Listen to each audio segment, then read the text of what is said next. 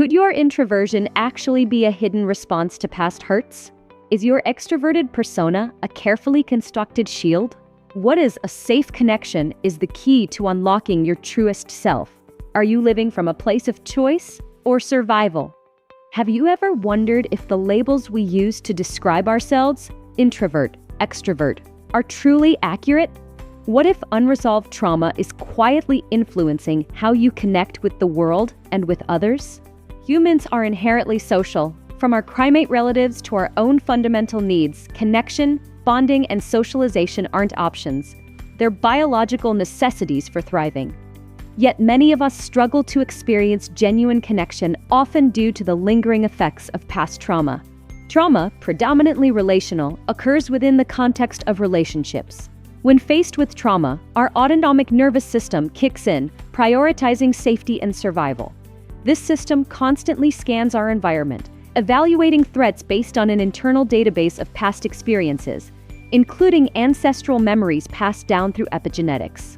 Imagine growing up in a household where expressing anger or disappointment resulted in punishment or withheld love. Your nervous system learns to equate authentic emotion with danger.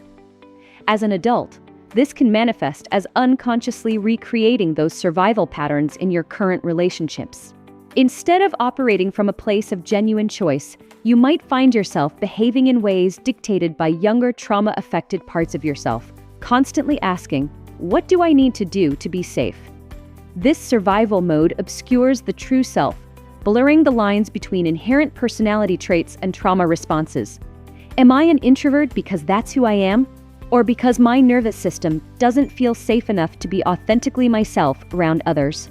For some, connection itself becomes synonymous with danger, prompting avoidance. Others develop patterns of fawning or acquiescing, becoming what they believe others want them to be. The end result is never feeling truly seen or known in relationships. We might project our unmet needs onto others, blaming them for not understanding us, while inadvertently preventing ourselves from being fully visible. All humans possess an inherent need for the ebb and flow of connection and disconnection. As infants, we're incapable of self-regulation and rely entirely on external connection for comfort and reassurance. As we mature, our nervous system develops, granting us the ability to self-soothe and find safety within ourselves. This newfound independence allows toddlers to flex their autonomy, readying themselves to navigate the world and fostering a crucial sense of self. Whether we lean more towards seeking deep connection or cherishing solitude, both are essential. The key lies in honoring these natural rhythms, resisting the urge to override them, and nurturing ourselves with both embodied connection and rejuvenating alone time. This balanced approach fosters genuine thriving. Let's delve deeper into how past relational trauma can influence introversion. It's crucial to approach this topic with curiosity, exploring whether past experiences might be amplifying current feelings of introversion. Hiding in relational situations often signals that parts of us don't feel safe being seen. Consider the analogy of animals in nature. They hide only when danger is present. If you consistently find yourself withdrawing from social interactions, it's worth examining whether this behavior stems from regulation or dysregulation, active self-protection. Discerning the difference can be subtle. Spending a day alone with your dog can be a conscious act of self-care, not necessarily hiding.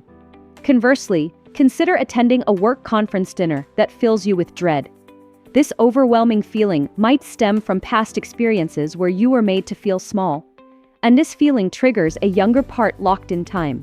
To cope, brilliant protector parts emerge, whose sole purpose is to prevent these vulnerable parts from experiencing that pain again. These protectors might lead you to cancel the dinner altogether, feigning illness. Alternatively, at the dinner itself, you might shrink, lose your voice, and relinquish your power, falling into a fawning response.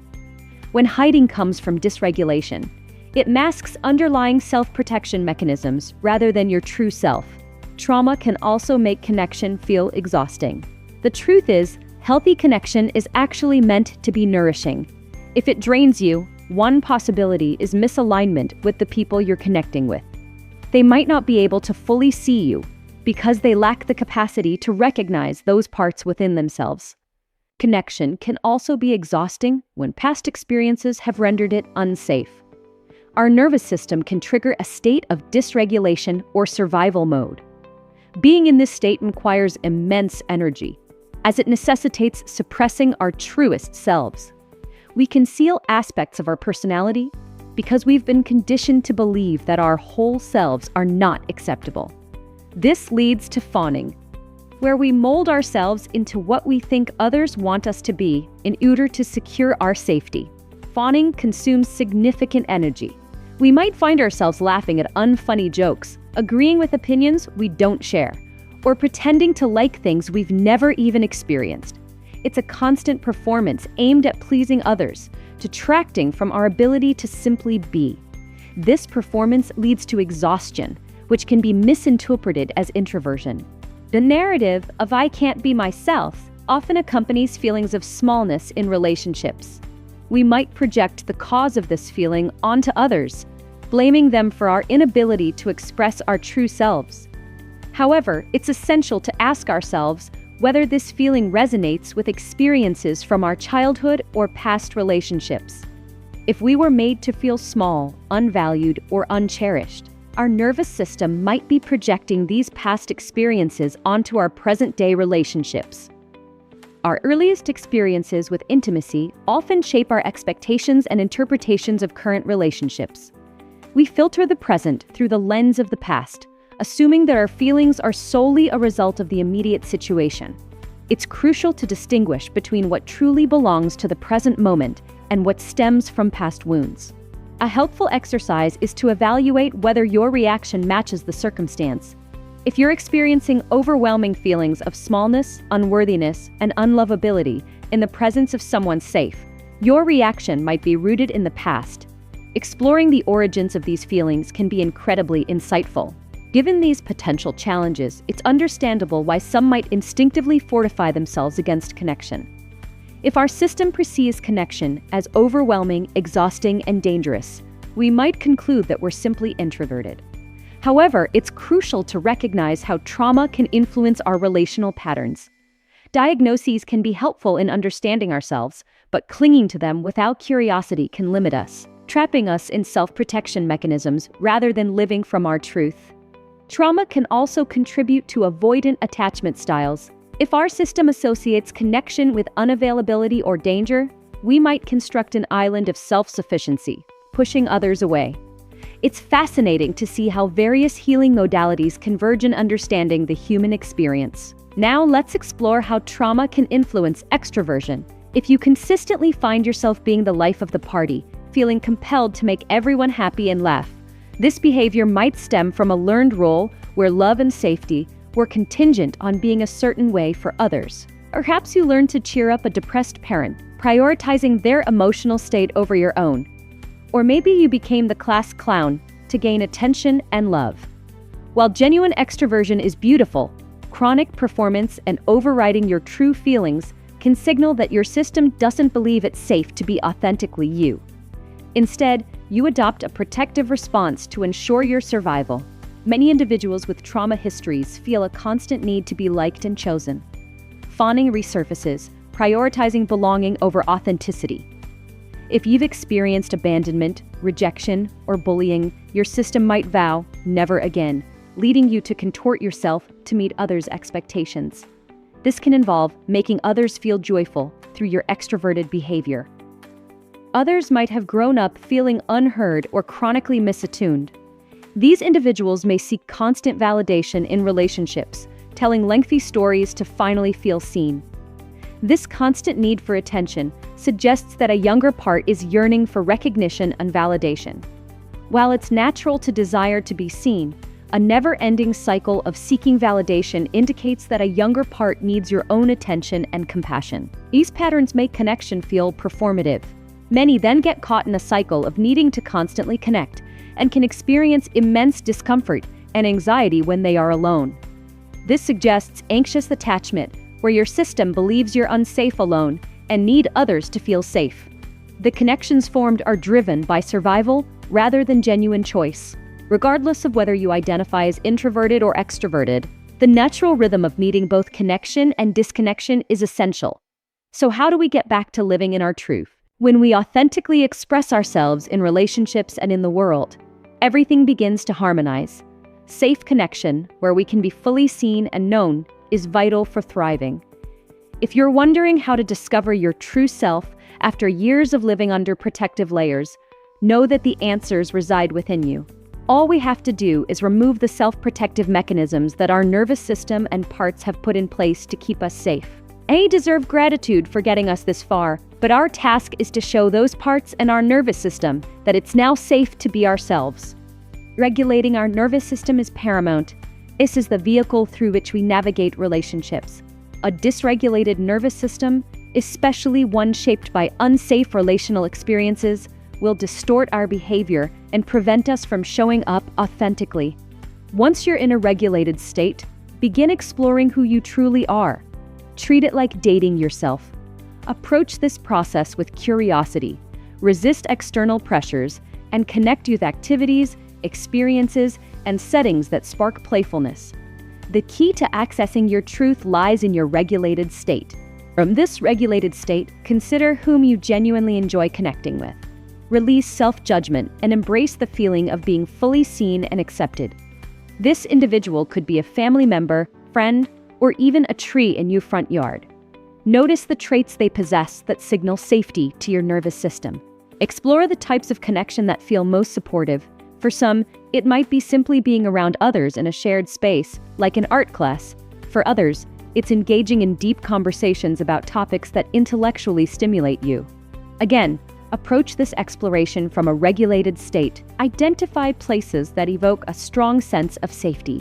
When you're in these spaces, see if you can shed both self-protective and performative masks, simply allowing yourself to be. Pay attention to how your body wants to move, how your face wants to rest. So many of us are used to smiling at everyone in the world, even when we don't feel like it. Many times, this is why we feel exhausted from connection. We must practice being exactly as we are, to allow for the experience of witnessing ourselves without judgment. The way to show our nervous system and parts that this is actually safe is through practice. You cannot talk your way into this. From this place of safety, ask yourself, what's true for me? What do I truly want? What do I desire? The more we do this, the more we reconnect with who we are beyond self-protection. A crucial step is comforting and greeting your parts.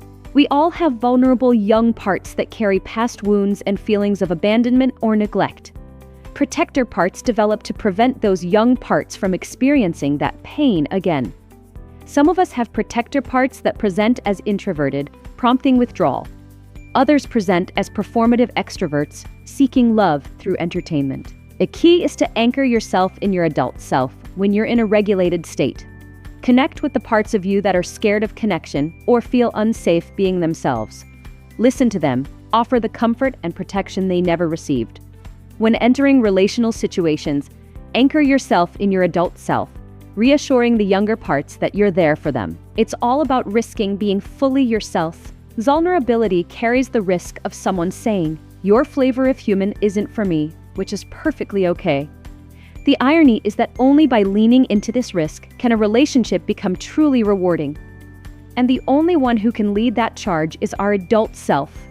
Connect with your needs and limits, and honor the natural ebbs and flows of your need for connection and disconnection, even during relational experiences. Finally, lean into discomfort. Regulating your nervous system and doing this work requires courage. The primary way our nervous system realizes that a threat is no longer dangerous is through disconfirming experiences. We have to consistently show our nervous system that things are different now. If you recognize that trauma is contributing to your introversion, tolerate the discomfort at stepping into connection and being fully yourself. If your trauma manifests as performative extroversion, experiment with being less performative in connection, embracing solitude. As we do this work, we gradually reclaim our authentic style of connecting, identifying the kinds of connections we truly need. We start to follow the natural internal ebbs and flows of our desire to connect and be seen, and our need for space. Like nature and children, who show us how important it is to feel the present and to be in tune with the environment around us. We're not becoming anything new when we heal, we are coming back to who we've always been. The capacity to connect deeply is not reserved for a select few. It is a fundamental aspect of what makes us human. Understanding this deeply enriches the human experience. By acknowledging the influence of trauma on our relational patterns, we create space for healing and authentic connection. Our vulnerabilities are not weaknesses, but rather pathways to deeper understanding and acceptance of ourselves and of others.